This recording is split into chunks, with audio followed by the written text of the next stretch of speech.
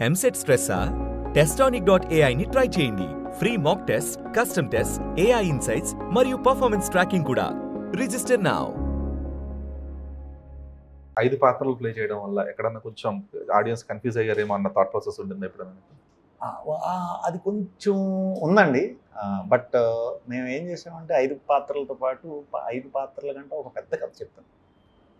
కథ పెద్దదయిపోయేసరికి అంత కథ ఎందుకు అనే ఇది కూడా అనిపించింది కొంతమందికి.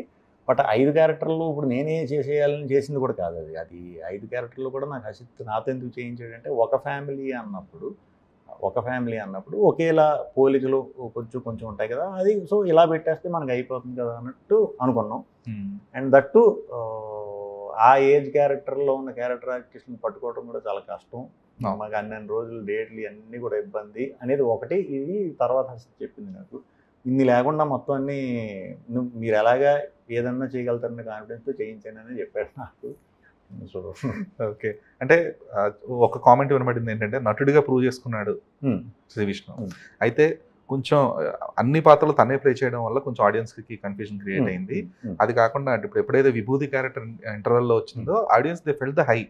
సడన్ గా ఒక్కసారిగా ఆటోలో నుంచి అలా దిగేటప్పటికి ఇక్కడ సైడ్ సింగర్ క్యారెక్టర్, ఇక్కడ ఇవన్నీ ఒకేసారి వచ్చినప్పటికి ఆడియన్స్ ఫెల్ట్ ద హై. అయితే అది కంటిన్యూషన్ లో ఎప్పుడైతే ప్రొలాంగ్ అయిందో అక్కడ కొంచెం దెబ్బతిన్నదేమో అనిపించింది అనమాట. సో మీకు ఈ సినిమా పోస్ట్ అసెస్మెంట్ ఏంటి అసలు? పోస్ట్ సినిమా అసెస్మెంట్ ఏమి లేదండి.